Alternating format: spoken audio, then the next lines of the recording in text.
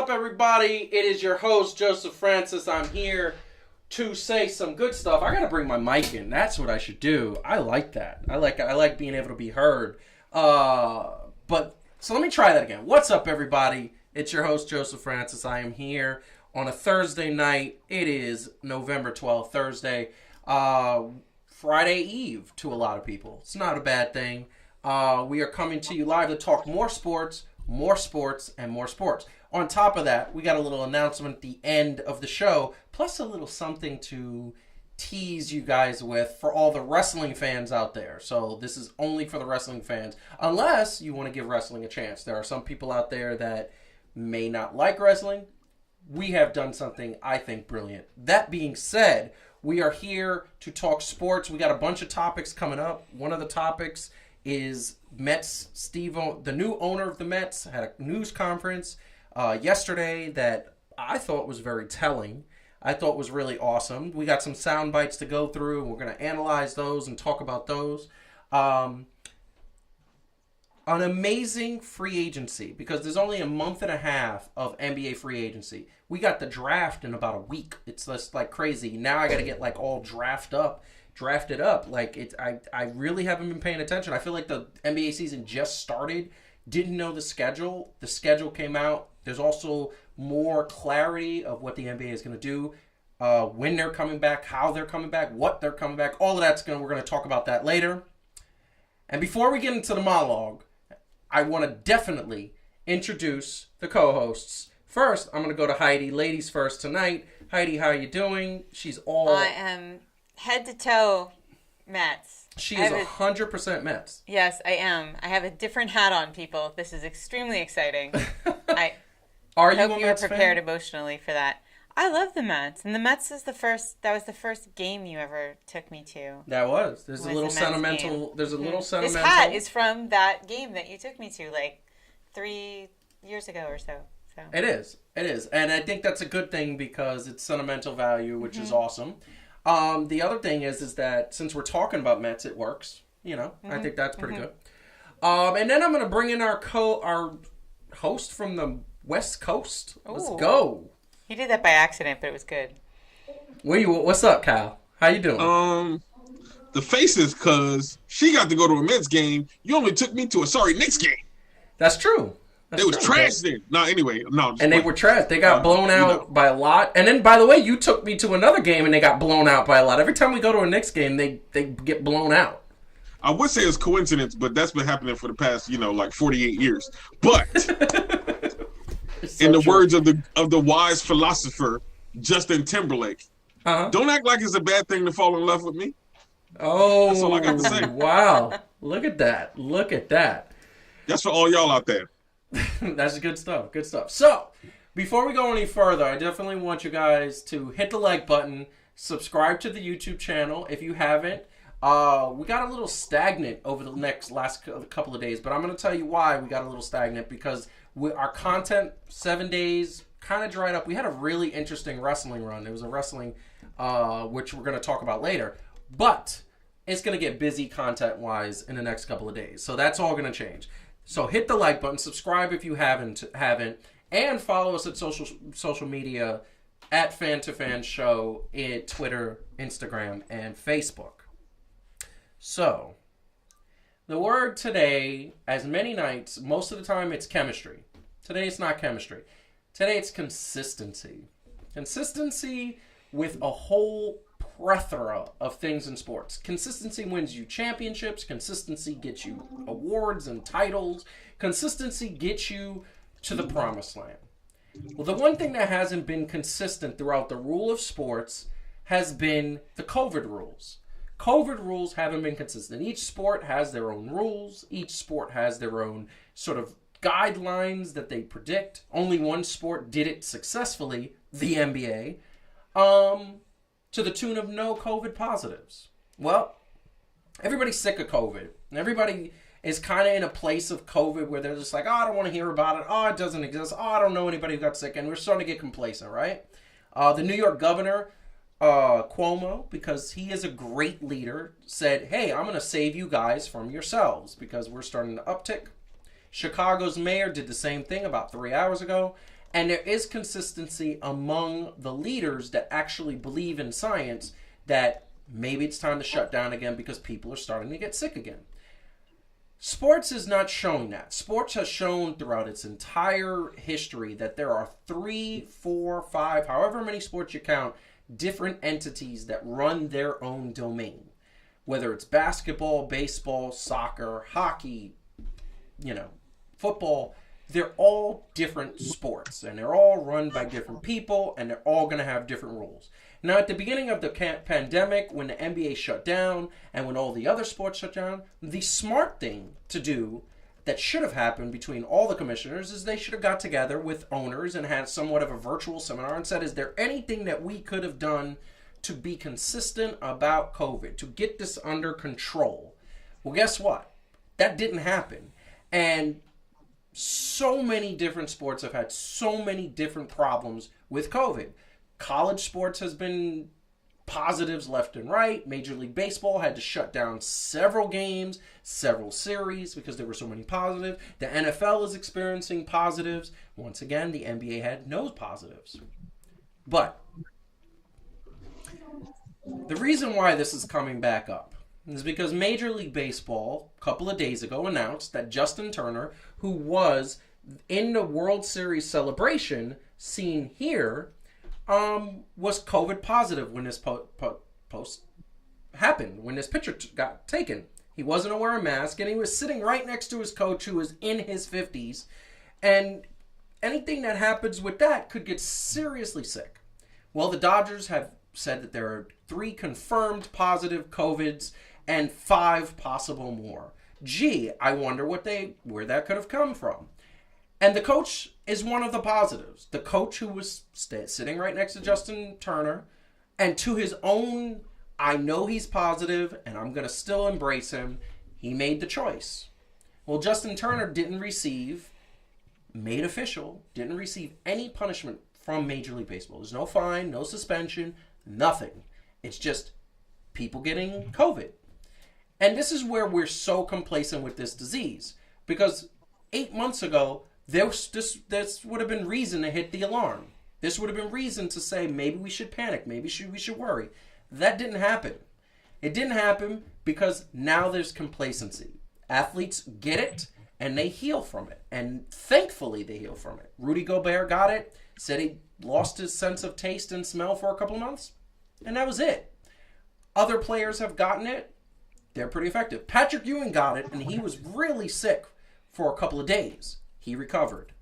The fact is that the reason why, in my opinion, and this is just opinion, the reason why there's no penalties and the reason why there's no any kind of harsh punishments is because nobody's dying. Nobody's in ICU. None of these players are having serious repercussions. They get it, they heal, and then nothing happens. So they're taking it lightly. So Justin Turner got no kind of punishment, except that now the rumor is that a lot of GMs don't want to sign him because of his callousness, because of his carelessness, and some are describing selfishness. A team is going to sign him because this guy can play baseball. He's a good player. He's 35 years old, and he could give a team some good 2 or 3 years and probably a championship team. I wouldn't be surprised if the Dodgers re-sign him. But the fact is that COVID is doing an uptick. It is coming higher and higher and higher because people are getting lackadaisical. And sports, while they may be here now, are not going to be here if this keeps going. Governors, mayors, city officials, leaders are going to shut cities down, shut states down, and the country might get shut down. And then we'll have to go back to watching replays and repeats, all because human beings just generally can't have nice things. We get it, we ruin it, mess it up. And that's what's happening. And that's what's happening at sports. I don't want it to happen.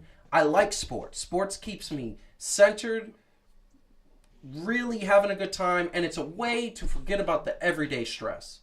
But what do we do when more players get positive? What do?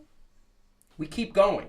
And that's what has been happening. The NFL got positives, it kept going. Major League Baseball had positive, it kept going.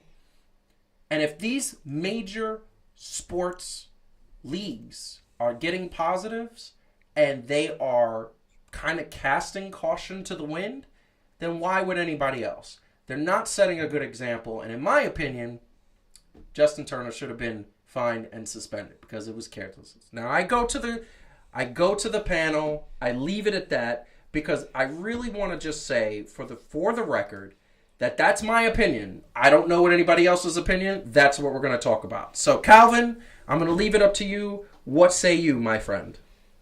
Now, here's the interesting part, right? Because this is a sports podcast, and we have it because we love sports and we're fans, obviously, right? And we know how much sports means to us. But I wonder sometimes how much of a premium as a whole we put on sports, right? If the reason that some of this is partly because of the premium that people put on sports. And so, right, it takes on this whole different dynamic of what it has to do. And part of it is probably money, right? They're making a lot of money. But honestly, like the premium that they have of what they bring to people. So, right, this kind of pressure that they have to perform is part of the reason why some people take these calculated risks. Now, reporting from here, from the bottom level as we are, which is why I love this show, right? Like we're nothing against ESPN or ABC or any of those other networks, right? Because they're cool and we love them. But we get to see things from our regular view, right? Like, I mean, if we had that at our jobs, we might not have been fired, but we would have been asked to self-quarantine, which in essence would take money out of our pockets, right? So it costs us when we do things at this level. You would tend to say, and I tend to agree with you on this one, that there should have been some kind of fine given everything, but who knows if it's just because they didn't handle it correctly in the first place. And you just hope that moving forward, man, that people are more aware of this, because even if they do put that premium on it, if, like you said, if they're so careless that this thing keeps on happening, what's going to happen when everything has to be shut down because we were careless? So I agree. That's how I feel. One thing I'm just going to say this, and I'm going to let Heidi go. I have many things to say. And then totally great is that did they ever handle it good from the start? Major League Baseball had a preseason where there were several teams that had COVID positive tests. And during the season, the Marlins, the Cincinnati Reds, I think there was a spout with the Dodgers. I think there was a spout with San Diego. There was so many different teams that had 5, 7, 8, 9 players that were... And entire series were lost. The records were so lopsided. Heidi, I leave it to you. Okay, I have several things to say here. I'm passionate about this subject because I am German, as many of you know, and my people invented rules. So... Here's the thing, just even taking a step back from the COVID part, the enforcement of rules in any sport is actually important. And if you think about what the NBA did, they ruthlessly and consistently applied a set of rules and punishments around COVID. Players were crystal clear about what was going to happen to them, and it did, right? When they decided to get, wings from a strip club, there were consequences, right? So what that does, though, is if you look overall at what happened with the bubble, there wasn't a lot of rule breaking. I mean, really, it was really, really successful because people understood the rules and respected them.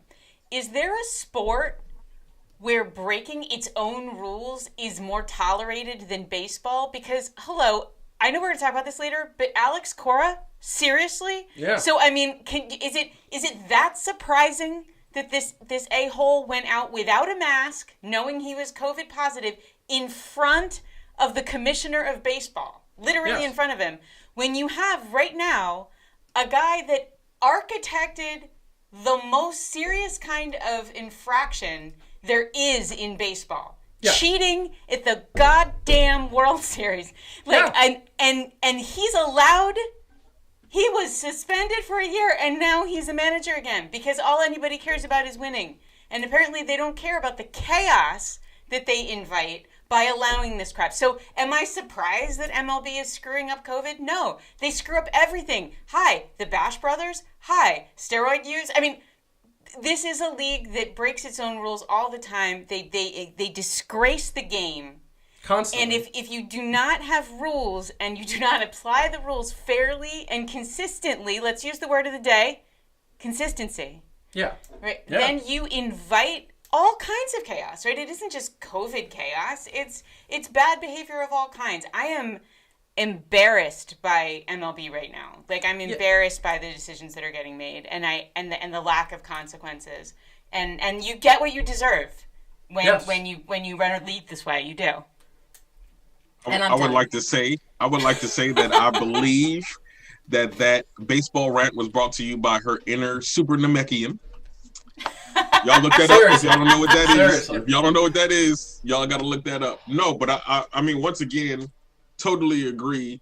I was going to say it's also going to be interesting to see how basketball is going to handle the regular season, right? Because they give much props for 0 COVID cases. But to both of your points, right? Like, look at what happened, right? Like with the strict rules. So we know that the rules obviously aren't going to stop everybody. Lemon pepper Lou.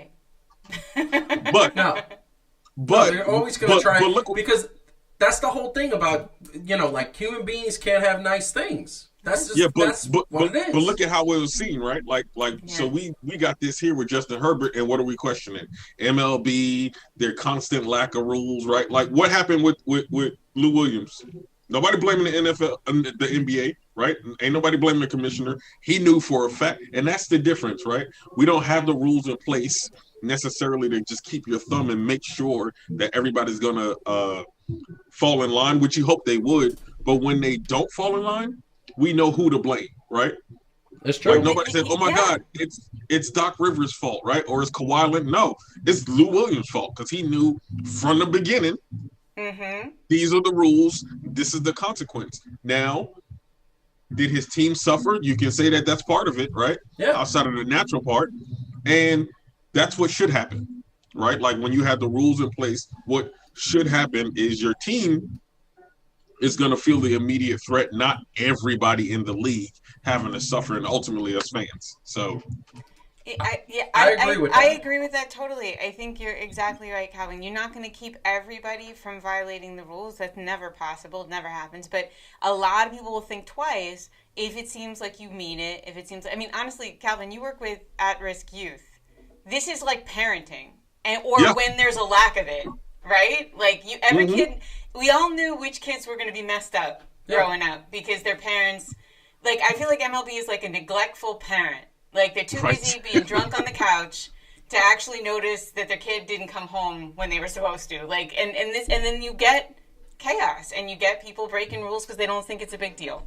So and the thing that I'm gonna say is that that's exactly what we're talking about here, right? It's like they've gotten so many things wrong in the history, and everybody says, why does Major League Baseball get so many things wrong? Well, for the longest time, there was Major League Baseball and nothing else. There wasn't a sport on Major League Baseball's level. I literally want to say from like 1902 to about 1985, 89, maybe even some of the 90s, Major League Baseball was the most watched sport almost in the world. Mm-hmm. And I think it was in the 80s when soccer started to come up.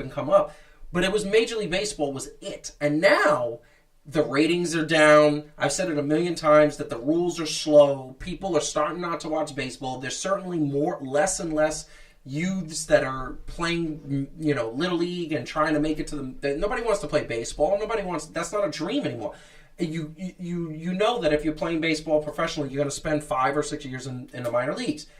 Then you take away the fact that the one rule that I felt like I was okay with them breaking was steroids because I liked the home run. Now you took that away, and it's like, okay, if you're going to take that away, let's be consistent across the board, set rules, and enforce them. 1 minute you say it's okay. 1 minute you say it's not okay to have COVID, and you got to quarantine, and you can't be around other people. And then the next minute you're like, oh, yeah, you could celebrate with your team. Doesn't matter if you infect 5 to 8 people. It doesn't matter. And they did it, and like Heidi said, to your point, they did it right in front of the commissioner's face. Literally. Like, are you kidding me? So, yeah. I'm going to say this and then we can move on. The thing that bothers me about this is that really it is just like the total depiction of human history, which is it's going to take somebody to die based on an athlete giving it to another athlete and stuff for them to say, let's make some rules and let's follow some rules. I wish I could say that I thought that an MLB that would actually do it. I mean, I actually don't. Like, I don't would think have to be any somebody amount of irrelevant. empathy. It would have to be like their pay gets cut. I mean, it's the consequences thing. And I think the NBA actually, I know it's going to be harder for them, Calvin, you're right. Like, they're not going to be in the bubble. This is a lot harder, and there's going to be some screw ups. But I think that the fact that they did the bubble and did it so well makes them the most likely to be able to pull this off. Because those guys did develop discipline around this. They took it seriously for months. At least the ones who were invited to the bubble. I don't know about Kyrie. Who knows what he's going to do? I swear to God. He may think a mask violates his rights. We'll find out. Calvin's rule is to make sure he gets every show sort of dig at the Knicks. Yours is Kyrie. I got to hit Kyrie. You got to hit Kyrie all the time. If I can. Still mad. And you know what's sad about this? And I'm going to put up the list of free agents that are happening right now. That it just like unbelievably makes me amazed is that right now they have such a good crop of and thanks to the New York Post for putting this up. That's the website we're on right now. George Springer is there. Trevor Bauer, one of the premier right-handed pitchers. DJ Maleu, which I can never say his name. DJ LeMahieu, okay. Infielder, second baseman / third baseman. I mean, he could do it all. He's a free agent. Ozuna is a free agent. Nelson Cruz at the age of 40 still hitting well. Marcus Stroman got signed by the Mets. We're going to talk about that in a bit. That is actually a good segue. Justin Turner is on here. Dodgers are probably going to re-sign him, and he's going to get big money. So there's not going to be any repercussion for him. And then you have Didi. Like he's a free agent. There's so many good free agents when you look at this that baseball has the excitement that you would think would translate into more fans and more excitement. And this is the time when people will say, can my team squad up so they can be better? It's not happening. Nobody's really cares about baseball because not only because they're doing, like this game is slow and it's not innovating and it's not trying anything new. You know what's happening? People are genuinely upset. Like 1 minute you're saying one thing, the next minute you're saying another thing, and it's like, really? I say this. I think that the Alex Cora thing is the biggest. I think that's worse than Justin Turner. Obviously, it's cheating in the World Series. Somehow he is the coach of the Boston Red Sox again. I don't really care because I hate the Boston Red Sox. However, at the end of the day, it's just like, what kind of message are you sending to kids? Oh, that it's okay to cheat and there's going to be... He got a 1-year ban, effectively. And it wasn't even a 1-year ban. It was 60 games because this season was cut short. It's thoroughly frustrating. Once again, Rob Manfred drops the ball. That being said, we're still going to stay on baseball. I'm going to play a soundbite because this is interesting, and I want to say this. And I hope YouTube doesn't tag this. This is actually... We have rights to show this clip, YouTube. So don't flag it. If you do, I'm fighting it. This is what's happening. It's an amazing thing. Take a look. Take a listen. I can make millions of people happy. And what an incredible opportunity that is. And so, that's how I'm thinking about this. I'm going to let the professionals, Sandy, and, the people we bring in, let them run baseball. I'm sure they'll make recommendations to me, and, it'll be a collaborative effort. But ultimately, they're the experts. And generally, I hold people accountable, just like I do in my business at Point 72. And, I ask probing questions, and, I expect reasonable answers, and it'll be a two-way conversation, but ultimately they're the experts. I mean, obviously, a lot of the same people that he brought up as players are, now obviously doing great things, with the Mets. Plus, he's a total professional, and he's had a lot of experiences in baseball, and I've got a lot to learn, and I can't think of a better person to learn from. Well, I'm not going to talk about a budget today. Sandy and I have been in conversations on that. And but what I do believe is this is a major market team, and it should have a budget commensurate with that. Are we going to act like drunken sailors, in the marketplace? No. Okay. So, listen, I want to be thoughtful. You can spend a lot of money today and then tie up your team in bad contracts for the next 5 years. Okay, which, so that's part of building sustainable franchise. You want to make decision's not what works for the next, 60 games, but works for the next few years. I'm not in this to be mediocre. That's just not my thing. I want something great. And I know the fans want something great. And so that's my goal, and that's what I'm going to do. I'm in this for a short-term fix. Okay, I'm really thinking about this, of trying to build a sustainable franchise. So one of the things that I want to say that really, really is amazing to me, and I love this, and then I'm going to go to Heidi first and just queuing her up for this, is that I love the fact that the Mets got this guy who is talking championship. He mentioned sustainable. He mentioned I want to win. He mentioned I want to give the people the resources. I want to give the Mets fans something, and the Mets fans deserve something. It's just like the Knicks. The Knicks fans deserve something, and we're just not getting it. I want to say the only thing that really worries me about him, and this is the thing that I noticed right over back, is nowhere, and I saw the whole press conference. I watched, it was 30 some odd minutes. He never mentioned that he's from Great Neck, right over the bridge. He's probably a Mets fan. And I'm like, dude, say that you're a Mets fan. I'm sure that's going to give some brownie points with Mets owners. I'm a little concerned about having Sandy Alderson. I mean, he was here before. It didn't go well. I don't think he put a winning team on the field. I will say that some of the pitching prospects like Jacob deGrom and Syndergaard, those guys were Sandy Alderson sort of prospects. But the one thing I just say, maybe he learned from his mistakes. So hearing those sound bites, Heidi, what do you think? What is your sort of first inclination of Steve Cohen? So I'm excited. So he is a lifelong Mets fan, and he's really successul. And I love that. I just don't understand why he didn't say it. Well, I think people didn't know that about him. Maybe he didn't say it in those clips, but yeah, I love what he said, basically. Like, look, this isn't about making money for him. He's made his money, right? Yes. And it reminds me a lot of, he wants his legacy to be a sustainable franchise, right? That is a consistent winner, that has a legacy. And it reminds me of Ballmer. I was just looking up, but when Ballmer bought the Clippers, yes, he said that he wanted to make his vision was to make the Clippers America's team. And that was funny. No, okay, but take the Cowboys reference out of it. But a team that was beloved, right? That? Yes, I get what you're saying. And in 2014, everybody laughed. Yes. And that's not funny anymore. No. The Clippers are he made good, right? And so we're gonna get somebody to the Clippers later. And again, Ballmer is another guy who's a lot like Cohen. He's a guy who has made he's made his money. He wants to now be in that select group of successful owners, yes, right? Who are always remembered because of the legacy they built and the team they built, and he wants that to be a part of what he's remembered for, Ballmer.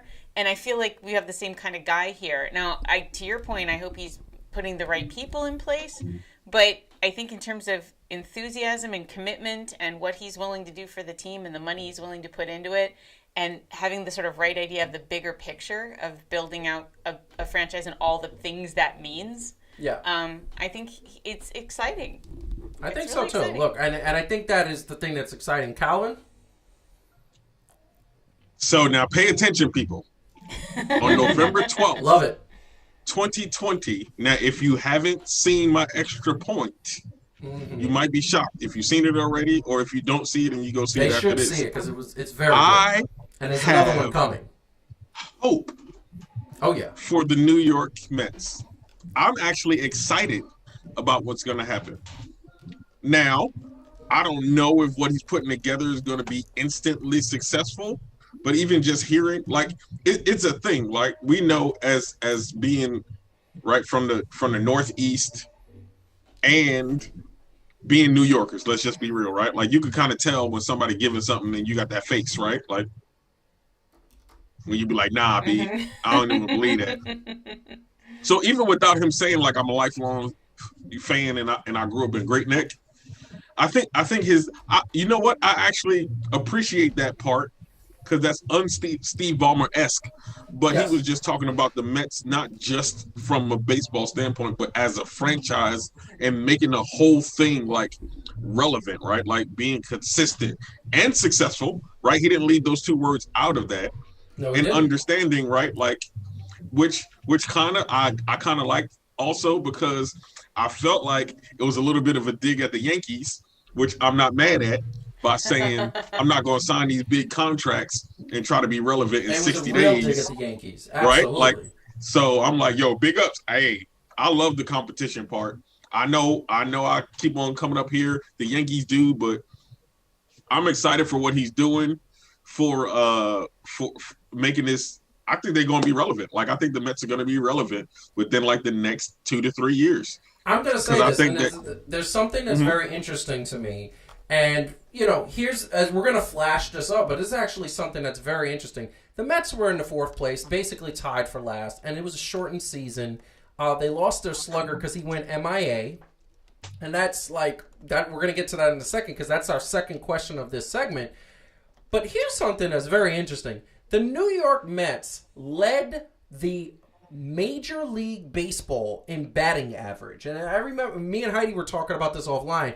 Like, how could that be the case? How could that be that the Mets didn't make the playoffs, were like 11th and 13th in batting average, runs batted in, and runs, but they led the league in base hits and in batting average? Well, I'm going to tell you right now, the truth is, they just got a bunch of singles. They get singles, single 1, single 2, and then 3 outs. Single 1, single 2, and then 3 outs. And I'm sure it was a down year in batting average, because I'm sure there was a lot of people just striking out, because baseball is a game of rhythm, and it's a game of, like, you'll go 0 for 7 and then all of a sudden go like 9 for 12 and your batting average looks great. That's an all-star batting average right there.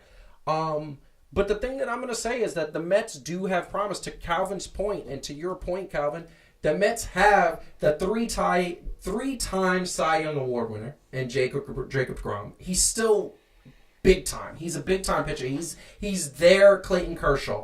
They have Noah Syndergaard, who was healthy this year, had a good year. He just didn't get any run support. They brought back Stroman, who a lot of people didn't think that he should have been signed. I think he's a good pitcher. This year he was injured. And they have Steven Matz, who I think is a good fourth. They have pitching. Their offense just never, ever, ever gets it going. And I don't understand why in God's green earth they can never get their offense going. It's horrible. I'm going to let whoever wants to chime in go. I was going to say, if they bring in the right baseball people, and I kind of like that too, right? Like, he's not trying to be more than what he is. Right, he knows his lane, and I believe that while he's saying that's what an owner's supposed to do. An owner's not supposed to get involved in baseball operations. Owners just sign the checks, know the decisions, be present in the meetings, understand what's being done, but you listen to your experts. But I do believe that, like, he's not going to let them punk him though. Also, right? Yes. Like, yes, leadership. Like, so I feel like if he's like, look, we gave this a while. And it ain't gonna work, right? It ain't gonna work, right? Because you do have to be successful. Sometimes, as New Yorkers, we get emotionally attached to people, and we don't want to admit when, like, yo, we got to get rid of Brett this Gardner, dude, right? We just gonna let him stay on, like Derek like Jeter. the old uncle that just stay in the hey, you watch your mouth. I love Derek Jeter, but they shouldn't have signed him to those big ass contracts the last couple of years. They should have said, take a pay cut, bruh. Because he wasn't that good, but he was still good. But understand I love also, Derek Jeter. like, he's my favorite baseball player of all time. Okay, sometimes there's exceptions. Okay, all right. Where would you have accepted Derek Jeter being and not blowing that stadium up? That's true. Because I'm gonna tell you right now, the moment Derek Jeter was in a different uniform, I'm burning down the whole stadium. The whole stadium, like all of it. Heidi, I give you the last word. And actually, before I go ahead, Calvin. Sorry. I was going to say, hypothetically say a team right now and they gone. So hypothetically say Houston. I need a reason anyway. The Colorado Rockies? Hey, man, I don't want to go all the way back there. So I was gonna just say that that batting average. I'm just sort of cracking up about it still. That the Mets have the highest batting average. I think it's sort of like, and we have a couple guy friends like this. It's like that guy that's good looking, and like all the like he turns like all the girls' heads, and then we all just sit back and go, just wait for it. He's gonna screw this up. Just give him 5, and then it always happens. So it's like gets all the attention, can't. But his breath can't stinks. seal the deal. It's true. It's true. And the thing that I'm going to say really quick is, first of all, Angie's saying that's a tough spot to be in, but owners make enough money to be able to think through smart decisions. You'd think so. You would think so. Yeah. Unfortunately, there's so many situations in sports where owners don't think they're either motivated by money and not really the performance of the team, or they're motivated by just like they know it all. So like it's such a delicate balance. This is exciting. I think it's exciting. I mean, Calvin, you said like New York sports are in a not great place. I mean, that's the extra point coming up. It's being released this weekend. We need a little something to juice up the system a bit. So. And this is the question I have. Go ahead. I was just gonna say, like, I mean it. Like, I'm legitimately hopeful for the Mets. Like, I want to see. I'm so hopeful I wore a different hat. I mean, I can't say this enough times. Yeah. This is a different hat. That is a different hat. This is not my Dre hat. This is not shocking. My Dre hat. I'm gonna tell you, I really want to see Yankees versus Mets in the Subway World Series, and I want to see Dodgers versus Yankees. That just didn't happen. Really quick, and then we're gonna move on to the last topic. It has so many little topics throughout the entire freaking thing, but it's the last topic of the night. Calvin, really quick, yes or no? You bringing back your Cespedes if you're the Mets? I think so. Yes? Yeah.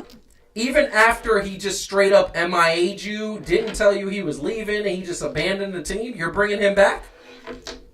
I mean, I'm going to beat him down with some oranges, that way I don't leave no bruises, but yeah, I'm going to bring him back. Okay, Heidi, would you bring him back? I mean, did you miss the whole thing about rules? No. I mean, there's got to be consequences. I wouldn't say necessarily wouldn't bring him back, but there should be. I'm going to tell you right now, I don't care how good your bat is. I don't care what you think, how good you are. The fact that you just thought it was okay to just up and leave, MIA, no communication, and then 4 days after you just left, you communicate through your agent. Like, are you bugging? Are you high that you think if I'm an owner of that team, you ain't setting foot in my clubhouse. But knowing my luck, I'd be like, he'd sign with the Yankees, or he'd sign with the Phillies, or he'd sign with the Marlins, and next thing you know, with the Braves. Or the Braves, and just beat the spanks off of me. So, like, that would probably be my penance. This is what I'm going to tell you. I don't. The rumor is, and the word through the mill is that the Mets are not going to try to sign Cespedes. They're going to move on and try to, and they're going to try to get other people. I honestly, genuinely feel that they're going to try to run after DJ Maleyhu from the Yankees. I think they're going to try to steal him from the Yankees. Who, by the way, he won the Silver Slugger Award, so that's not a bad steal, and he can play. Okay. Moving on, and I just want to tell everybody, if you're watching right now, hit the like button, subscribe to the channel if you haven't. That is super important, and make sure you tell a friend, because honestly, the more we grow, the better we are. We got a big announcement coming up at the end of the show, which is going to be all about our wrestling fans. We're going to give the wrestling fans what they want. It's going to be awesome. Plus, we got something to show you guys, which is going to be awesome. I'm very proud of it. So we are moving on to the NBA free agency. I love this graphic because it is so awesome that this is the graphic. I want to sing the Money, Money, Money song. You know what? I'm going to put that up. I'm going to put that up next time. I genuinely going to put that up because that's such a good song. And what we're seeing right now from NBA free agency, and I'm just going to put this out there because players are trying to convince other players to come. Well, this is the first one that we're getting. First one we're getting is that Chris Paul, who is I think he's a restricted free agent, or he has to be traded for. Kawhi Leonard is trying to get Chris Paul in a Clippers uniform again. Okay, he is recruiting Chris Paul. He is saying that this has happened, and this is what we could see. Could we see this? A small big three? A lot of people felt that one of the things that was missing from the Clippers is that they didn't have a floor general.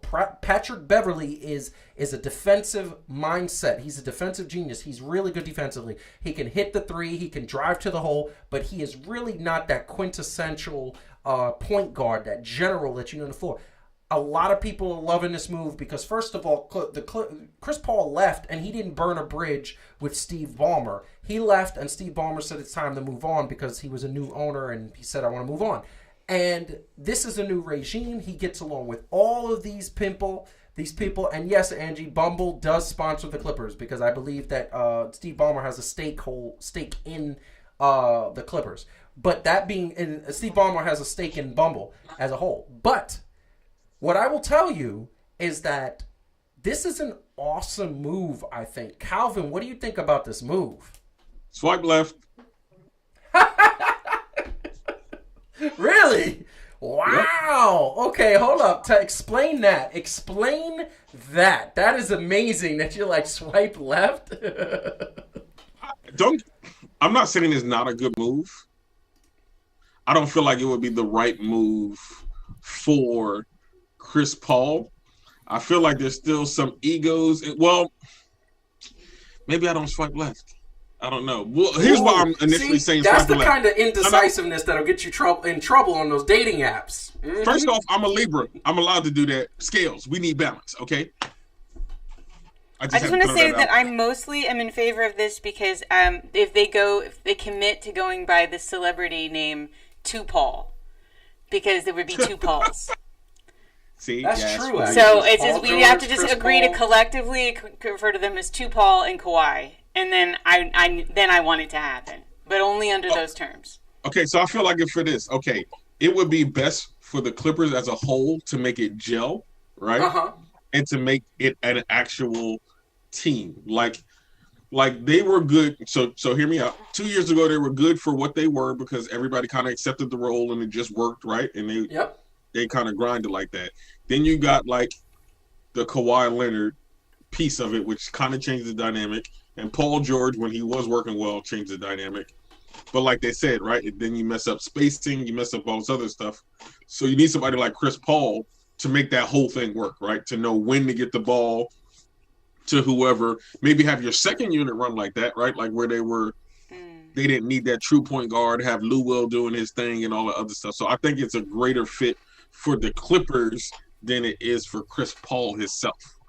So this is, and I agree with what you're saying. So this is what I'm going to say. The rumor also was that the Clippers were interested in showing interest in what Russell Westbrook from Houston, because we'll get to that in a second. And just as a touch on it, like Houston, we have a problem. There is nothing happening right in Houston, as reported by ESPN this morning and yesterday. But what I will say is that the Clippers, kind of gauge the interest on Russell Westbrook because their theory is, now we'll have three guys that could just attack the rim from every side. That doesn't work because what you have is in Kawhi and Paul George is they need somebody to feed them that ball at the right spot. In Toronto, Kawhi had that. Kawhi had Fred VanVleet, FVV. He had the best player in that 7-game championship series, Pascal Siakam, who was passing that ball and passing it right when he needed. He's Calvin looking at me like, you out your mind. And then they had Serge Ibaka, who we're also going to get to in a second, who for a big man was a very good passer, as well as Marc Gasol, who could pass the ball. The problem with the Clippers, besides not having chemistry, name one player on the Clippers that was a natural passer. Name one player. Nobody. There's nobody. There's nobody on that Clippers team that is a natural passer. They all pass the ball because they have no choice. And what we saw is every time they would get the ball, it would dribble, dribble, dribble, shoot. Dribble, dribble, dribble, shoot. Dribble, dribble. No teamwork. And that is why they need to be fair. To be fair, they passed up the opportunity to play in the conference finals. They did. I mean, look, they were in the semifinals, and they Listen, that was nice. That was nice. Yeah, I didn't even see that. Yeah, that's how smart he is. Hey, but you got to think about this also. Yeah. We talk about that just from that standpoint, but you got to remember, Chris Paul comes with 2 years of big money. I think it's $42.8 million. That's ridiculous. On the Clippers are going to pay right? $1 million. They're going to pay hundreds of millions of dollars in luxury fees. Right. So you got to think about who can actually absorb his contract, and I don't think it's going to work because if he comes, who leaves? Oh, and that's the problem. And I'm going to get Heidi in on this because I want her to say, but that's the problem because you have to trade for Chris Paul. You have to trade for Russell Westbrook.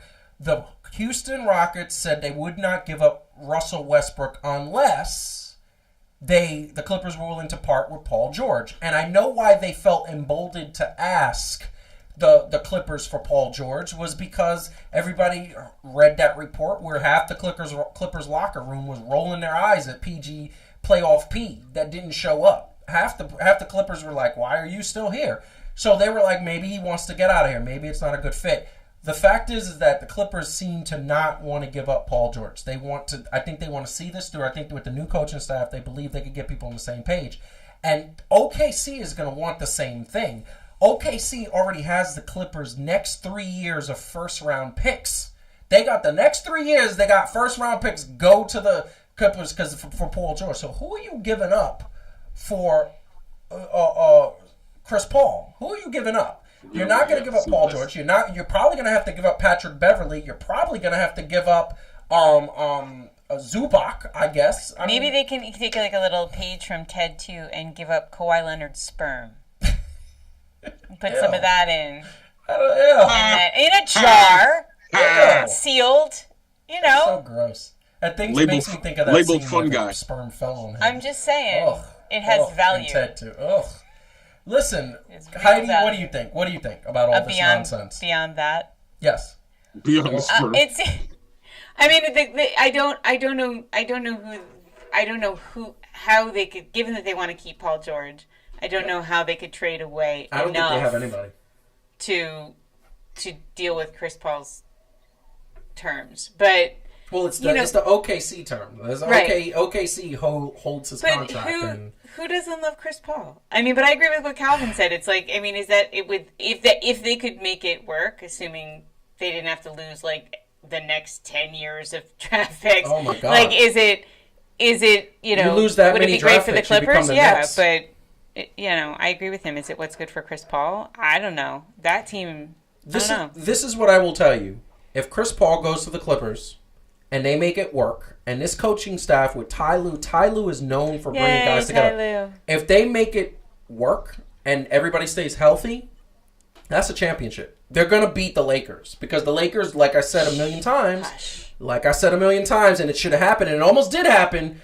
When you have a point guard and you're going up against the Lakers, and especially Chris Paul, that's a different...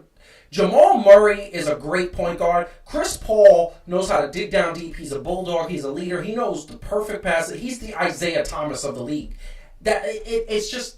They're going to win a championship if they come in and match wake it up. Being not a jerk. Yeah, well, we're talking about basketball, and not talking about personality. I'm going to say this really quick. Hit the like button. Subscribe to the channel if you haven't. The next set of sort of asking superstars, we got reports that Kevin Durant has been asking Serge Ibaka to join the Nets. And a lot of people are like, why would you get Serge Ibaka on the Nets? You have DeAndre Jordan, you have Jarrett Allen. Well, I'm going to tell you why.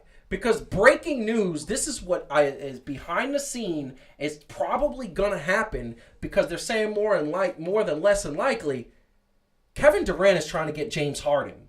He has gone to management with the Brooklyn Nets to get James Harden because James Harden right now is not happy in Houston. He doesn't believe the team is heading for a winning championship. Russell Westbrook wants out of there. They don't want to play together. Bottom line is that the Brooklyn Nets, Kevin Durant more in particular, is smelling this water. I'm sure they text each other. I'm sure they're saying that. Can you imagine a Kyrie, Kevin Durant, and James Harden on the same team? And the reason why Serge Ibaka becomes relevant is because I guarantee you Houston is going to ask for Karis LeVert, Spencer Dinwiddie, the next 3 first-round picks of the Brooklyn Nets, and Jarrett Allen. So Kevin Durant says, give me Serge Ibaka, who he played with in OKC. He's kept a good relationship. Give me James Harden, who they still have a great relationship. They played on several All-Star teams. They're always seen laughing. And now you got your three people along with Serge Ibaka and DeAndre Jordan in the middle. You don't need Jared Allen. Now, I'm going to tell you right now that thoroughly pisses me off. But I'm going to first let you guys go based on what you said. You go first, and then I will express my Calvin, feelings. What you think? You said who to Brooklyn? So James Harden, and knowing. Wait. Calvin loves to talk about Houston, so let him savor this moment. I'm gonna let you savor this moment. James Harden going to Brooklyn, and Houston's gonna ask for half the team of the Nets because it's James Harden. He's a runner-up of MVP 2 years running. And a former MVP winner, and still averaging 39 points. They're going to ask for Spencer Dinwiddie, Karis LeVert, Jared Allen, and 3 picks. That's what they're going to ask for. Talent-wise, they can play with anybody, right? Just looking at it on paper. Yo, Brooklyn got the squad. Let's kind of look at this, and I'm not even trying to be, super out there with this, but let's look at what we're talking about. I don't think KD is a person that super demands the ball, so you don't have to worry about him as far as that. Now, Kyrie talking all this stuff about you the only other person I trust, KD, to take it kind of like it's his team and KD is his sidekick. Okay. Mm-hmm. But as good as James Harden is, he's used to a team being his team, right? Yeah. In the ball having to be in his hands and him doing this ain't going to be his team. How is that going to work, though? I don't. It didn't. Yeah. And you know what's amazing? I'm just going to say this really quick because you said something really important. How is James Harden and Kyrie Irving? I mean, you want to get away from Russell Westbrook, and so you go I'm gonna play with Kyrie. That's gonna go well for me. He's got a great track record of getting along great with others. So and look at this. Russell, they might have had problems, but Russell Westbrook, of all people, was willing to be second fiddle, to say the least, to James Harden, which shows a lot because Russ was definitely first fiddle in OKC. Until the reports are saying that as of a couple of days ago, they both have said that they don't want to play with each other, and Russell Westbrook has said that he does not want to play second fiddle anymore. He wants the ball in his hand, and he wants to do what he did in OKC. Yeah, well, good luck getting the ball. Do you blame him? No. 2 years in a row, averaging a triple-double? No. Keyshawn Johnson, give him the damn ball. It's That's true, all I'm but saying. you know what? You know who? And by the way, I'm gonna start wearing my Russell Westbrook to the Knicks shirt. No. Yes. Why not? I don't want Russell Westbrook in a Knicks uniform. Why not? Why not? First of all, it's gonna do 3 things. One, it's not fair to Russell Westbrook. Let's be fair. Okay. Let's be fair. Oh, let's come stop. on. No. Let's stop. He is greatness. He's never going to make the playoffs with the Knicks with this squad. Well, you got to not start happening somewhere. No, you don't start there. And you know what? And that leads me to my second point. You don't start there. If Russell Westbrook comes to the Knicks, that means R.J. Barrett is not going to develop. That's horrible. Oh my God. That would be horrible. Oh, wait, no, God forbid we bring anybody awesome because R.J. Barrett won't develop. No, Now you think need about the right this. type of when awesome. he led the triple doubles, it wasn't always just 10 assists that he was getting. It was upwards of 12 to 15. So he getting people in. He's getting people in. Draw defense, kick it out. RJ can still do his thing, man. Listen to me. Think about this. He's going to make them instantly relevant. And I'm not talking about look, let's be honest when we're talking about the Knicks. I'm not talking about going from scrubs to the playoffs anytime soon. Unless Jesus, Moses, Genghis Khan, and maybe Mao Zedong or some other little people come on the team, the Knicks ain't doing nothing anyway. Prince, I think we should get Prince. I understand he was very good. Buckets. Shoot it. But look, you talking about Russ is Computer big market. blue. Look, he's big market, so he's going to draw. Look, the Knicks need kind of people to get behind him also. Russ can make some people kind of come and do some things. I also think he has a New York personality. He does. Yep. So here's the thing. He does have a New York personality. And if this was a couple years ago, I would say yes. And you could build a team around Russell Westbrook. But the fact is that the Knicks need to get a star that they could build around. Sure. And one of two things is going to happen. Either you're going to draft somebody who's going to become your star, or you're going to get a star free agent. Guess what? They had the chance to get Kevin Durant and Kyrie. They went to Brooklyn. Okay, let's go back to talking about the Nets, though. Okay, we're going to go back to talking about the Nets. Here's the bottom line.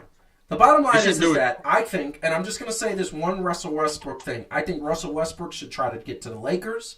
I think that would compete against. I think that the Lakers need a point guard. I think that LeBron James would be welcome to that. I mean, I think that Russell Westbrook would defer to LeBron James. That's the greatest player in the world.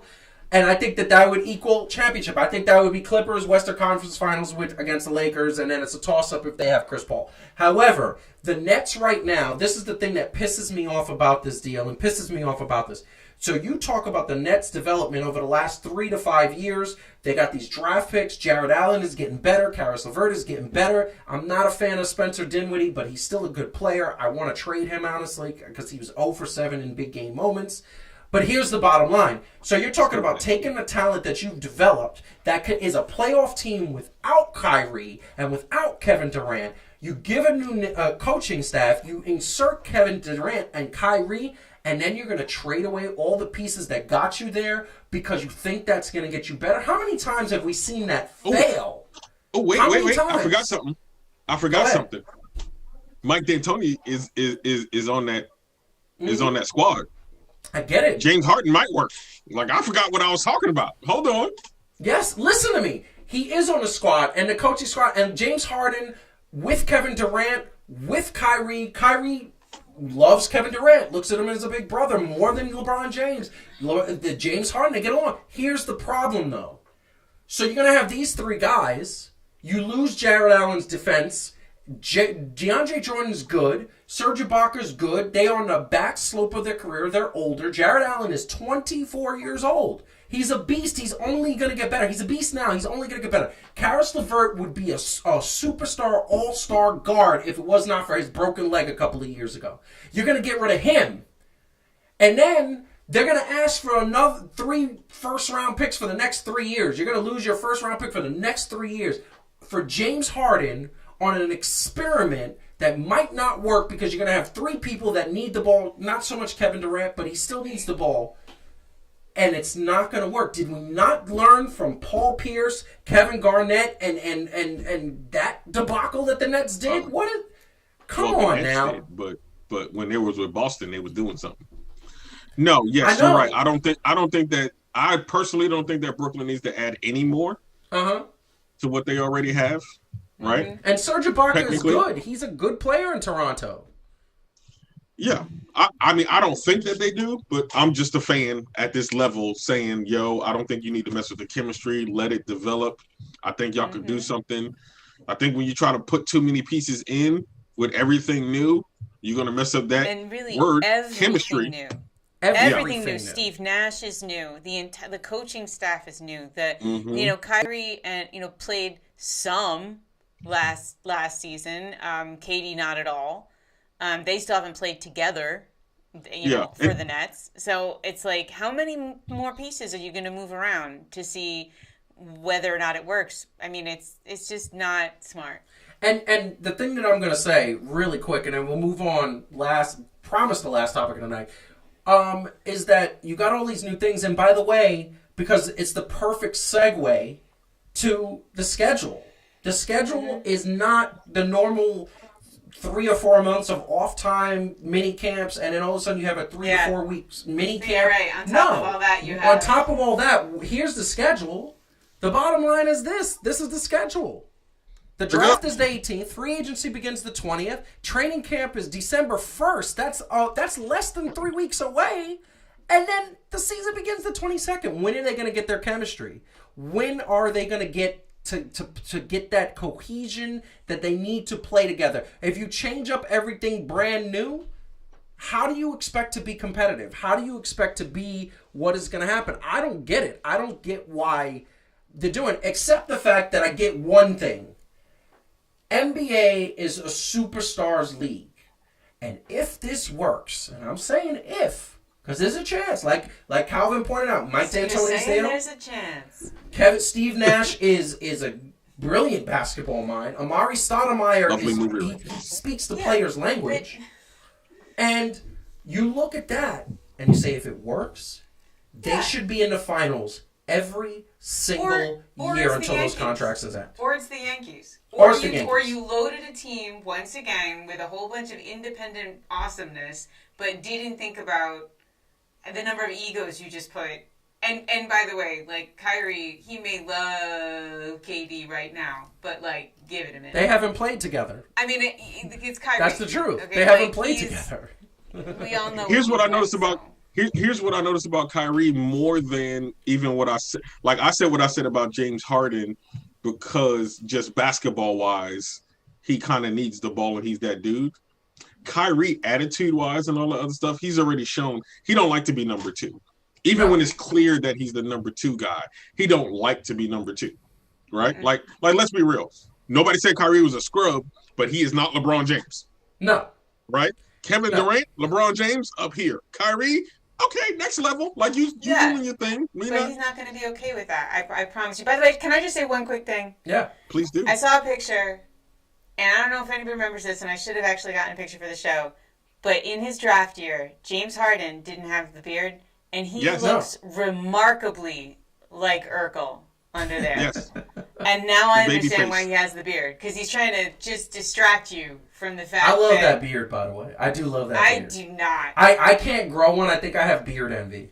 I think why does it jut out in a weird... I know. It's like an aggressive... It that way. He definitely looks phenomenally better with, I think he doesn't have head and shoulders. He has beard and shoulders. He has beard and shoulders. Exactly. I want to say, him and Russell Westbrook, I never thought that was fully going to work, especially not for a championship. They both need to be where they were before, right? On teams that where they're kind of that dude or one or two that dude, right? Like, and it's not going to work together. So if they go separate, like I kind of like Chris Paul to Phoenix, like they were saying. Yeah. Explain that to me. How do you like Chris Paul to Phoenix? I know we're gonna go. Hold on, we're gonna go. I just want to understand. Chris Paul to Phoenix. They have a shooting guard. They have a shooting guard, but Chris Paul is a floor general. Look at what he did. Look at what he did at OKC. They weren't projected to be a 4th seed. They weren't projected to be an any seed. No. And he made them the 4th seed in the West. And I'm not saying that OKC is scrubs. I'm not saying OKC is scrubs, but Phoenix, talent-wise, is above where OKC was. And you put them together, woo!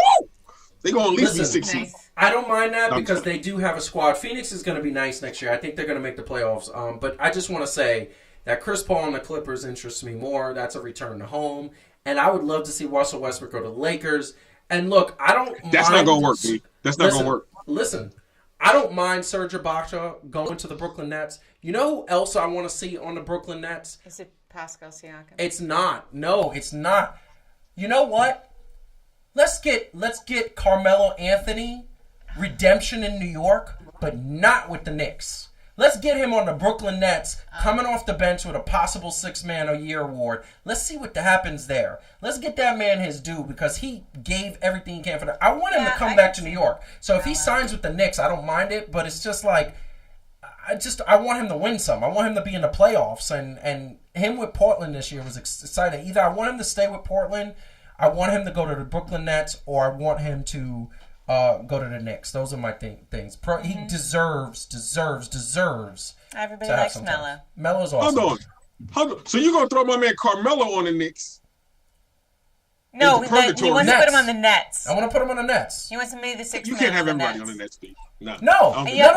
I don't think you want to be. I don't want James Harden on the Nets. Kevin Durant wants James Harden. I want to see what they do with this squad that's presently constituted. Yes, sign Serge Ibaka. He is a free agent. Sign him and have those 3 guys playing center and power forward. That'd be awesome. However, I'm just going to say, Carmelo signing with the Nets, coming off that bench. Brooklyn, I feel like Carmelo got the Brooklyn style, man. Like, to me, that's that swagger. All right. Okay, this is what I want. I want Steve Cohen to lead all New York teams because I like him. I hate everybody else.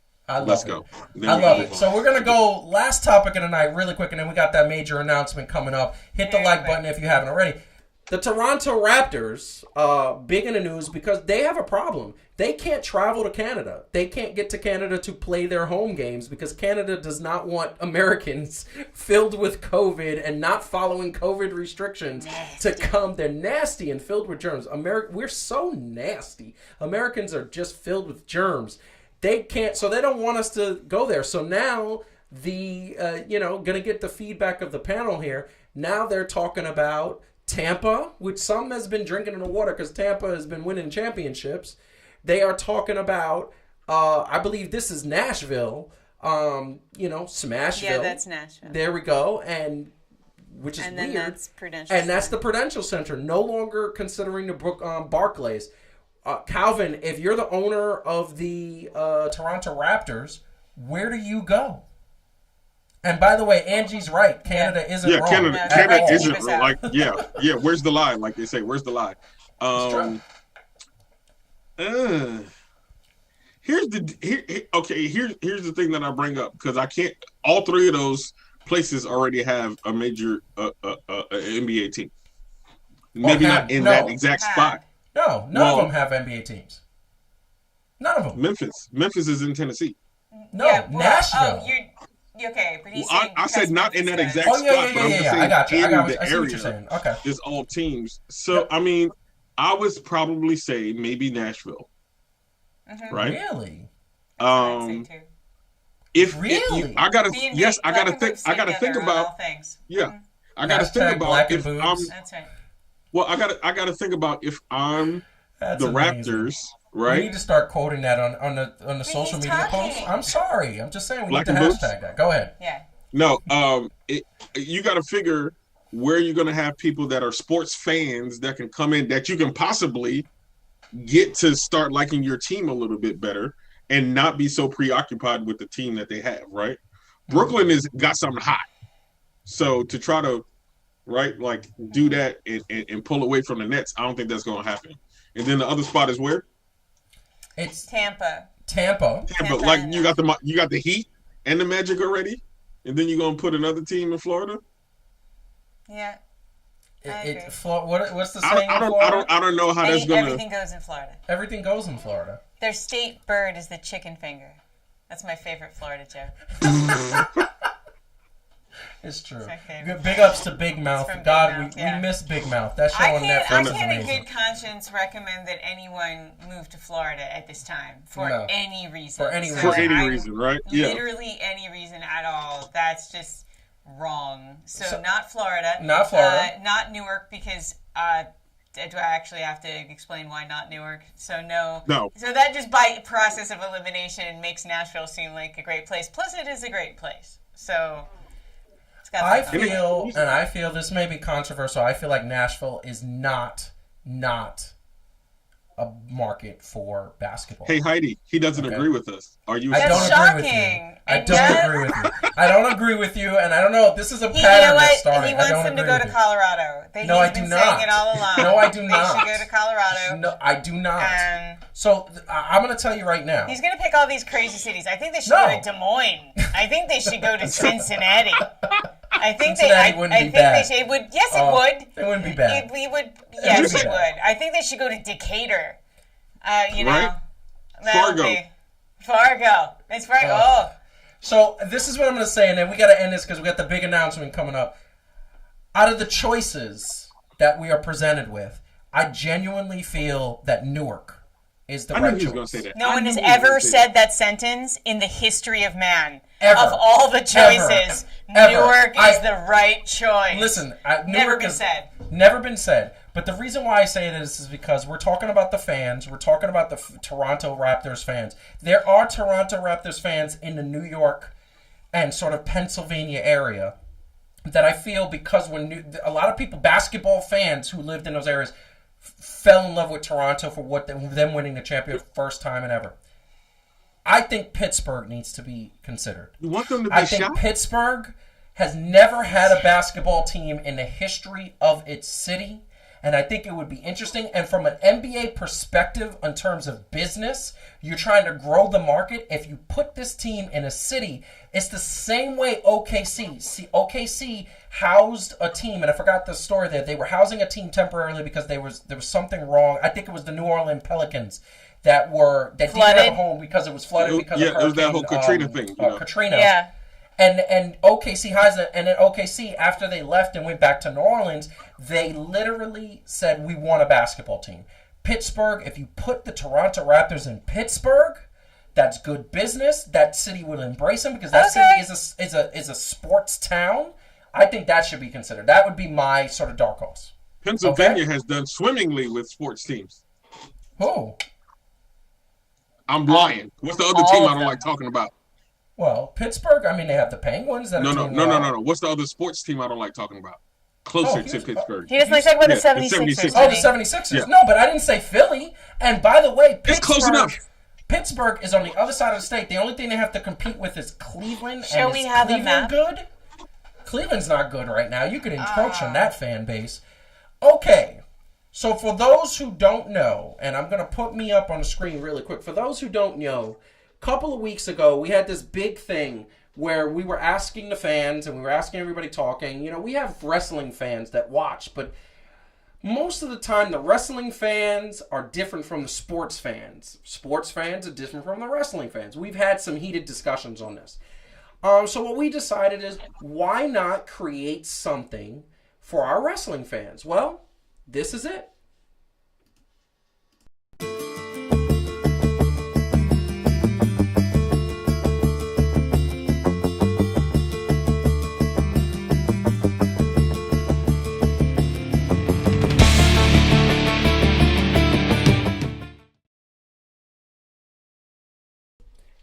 Ladies and gentlemen, we are starting off with Wrestling Fan to Fan presents Wrestling Heat and Receipts. We are going to be recording this. This will not be a live show, although we might do a live show from time to time.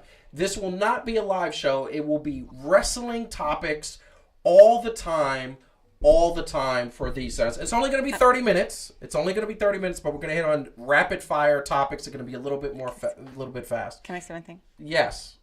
I just want to say, for people who don't actually understand the reference, right? So when you say somebody's getting heat in wrestling, that's a good thing, right? It means they're getting like the attraction and energy. It can be good or bad because they're a good guy or a bad guy, but it's like heat is a good thing. It's a fan's reaction. Right. A receipt is what a wrestler gives another wrestler who screws up a move and hits them like too hard by accident. And so a receipt is when that wrestler hits them back on purpose as like checking you for having screwed up your move. So it's like, we'll talk about who deserves heat and who deserves a receipt. That's the sort of theme of every week. And I want to put this back up there because it didn't go the way I wanted it to go. So I'm putting it back up there.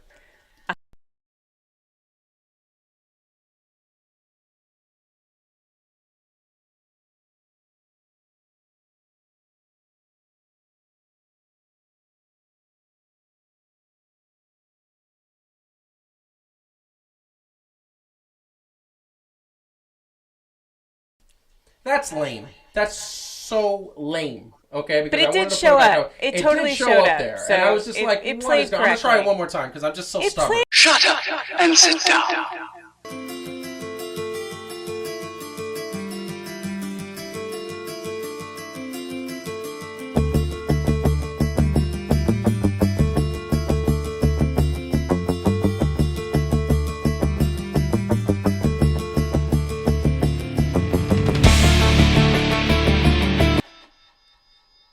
That is amazing. I'm so proud of that. That is so awesome. Calvin, what do you think?